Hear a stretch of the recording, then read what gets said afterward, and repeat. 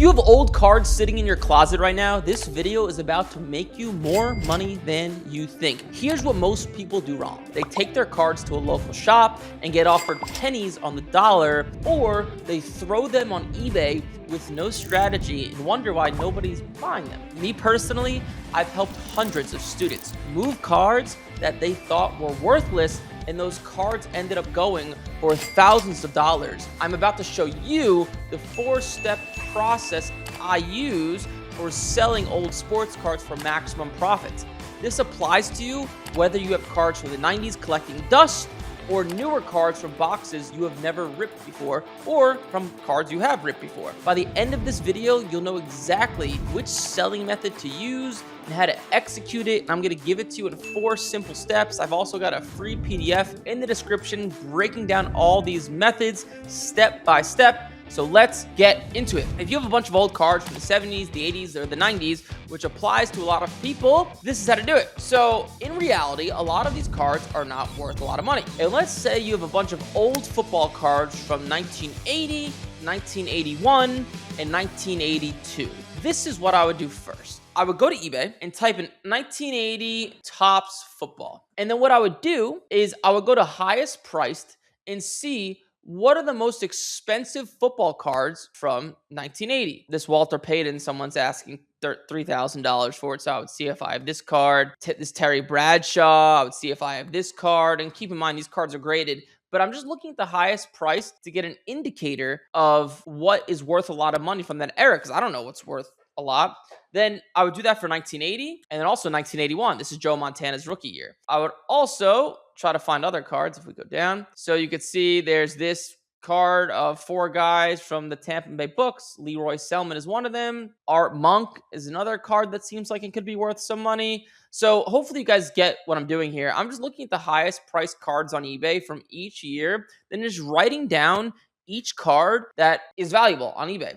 Or you could use the AI route and just type in, I have a bunch of old football cards from 1980, 1981, and 1982. Give me a list of football players who were rookies or could have valuable cards from this time, and give it to me in bullet point format so I know who to look for when looking through my cards. This is basically English, right? And it will give you a list, ChatGPT. So you can do it in 2 different ways. This is probably the faster way, but it might miss out on some guys. eBay's the slower route. And you can see, you could start to look for these guys, and it's giving it to you in each year. Montana may not have cards from 1980, so it's not going to be 100% accurate. This is going to get you 80% accurate. The eBay slow route, what I just showed you, is to get you 100% accurate. First, you need to find out what the heck am I actually looking for, okay? Then step number 2, you're gonna pick out cards from this collection. So you're gonna have to sit down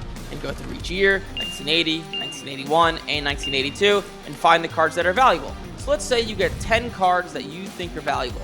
Now this is the key. This is where the money is made. Which cards are actually worth getting graded? You only want to grade a card if it's worth at least $50 when it comes back from being graded. Let me explain. So grading a card is going to cost you at the minimum about $22 while I'm speaking right now. So if you're already into the card for $0 because you've had it for years and you're going to spend $22, I want to at least double my money. The trick is which cards are worth $50, because you could have a PSA 1 be worth X amount of money and a PSA 5 be worth way more money. So let's take an example, right? Let's look at 1982 Topps football. Let's look at the highest priced cards. So let's take Lawrence Taylor. So let's say you have a Lawrence Taylor card. We look at it on eBay, and you're not sure whether you should send your card in for grading. This is what I would do.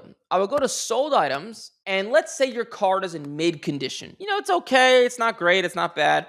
And maybe you think it'll grade a PSA 4. So what I would do is look at PSA 4s on eBay and compare your card to what PSA 4s actually look like. So in this case, a PSA 4 for this Lawrence Taylor card is not worth sending to get graded. Sold for only $22, right? And the cost of grading is $22. So, but I would compare and be like, okay, well, these corners are kind of dinged like mine. Maybe mine's a little bit better. So then I would look at a PSA 5. PSA 5, also not worth getting graded. I would then look at a PSA 6. Okay, a PSA 6 is getting close. It's just under $50. And then I would look at a PSA 7, which is going to be worth over $50 for the most part. So then I would look at my card and compare it to the PSA 7, because this is what you need it to be worth at the minimum for it to be worth it to be sent for grading, and compare what your card looks like to the actual cards on eBay and try to decipher what you think it'll grade. Obviously, you're not going to be 100% correct, but this gives you an idea. So now you have 10 to 20 cards you send in for grading.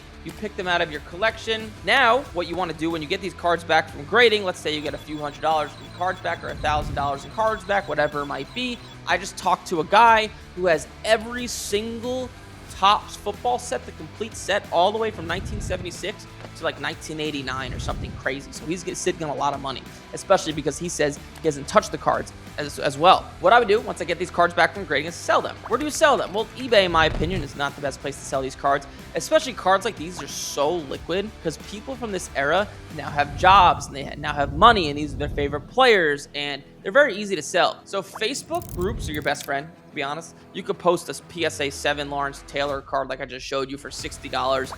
It'll sell very fast. If you want to try to squeeze every penny out of it, but it might take a little bit longer, is actually going to physical card shows. I'd probably only do that unless you have at least $1,000 in cards to sell. But I would go the social media Facebook group route specifically, or card shows to squeeze every penny you could. Now here's a bonus section for you guys. So a lot of you guys have tons and tons of cards from the 70s, 80s, and 90s that aren't worth anything. They're not worth getting graded. There are two ways that I see to make money from them. So in reality, these cards are worthless, to be honest. But you can organize them into team sets and sell them on eBay for $10, $20, $30. Now that's going to take hours of your time. Is it worth $10, $20, $30? Maybe, maybe not. Depends on your financial situation. Or if you have a bunch of cards that are worth $1, $2, $3, you can send them to a company like Quick Consign, who will just rattle them all off for you. They sell cards in bulk. This is basically what they do for a company. And they take about $1 per card and maybe a small percentage on top. That's it.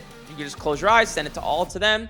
And instead of you having to list hundreds of cards on eBay, you can have them do it, because you listing hundreds of cards on eBay that are worth $2 each, maybe not worth your time. Your time could be better spent either A, with your family, or B, actually buying single cards to grade. That's a little bonus section for you guys as what to do. But hopefully that makes sense. Just to recap it, number one, you're going to find what cards are actually worth money from the years you have, whether it's basketball, football, hockey.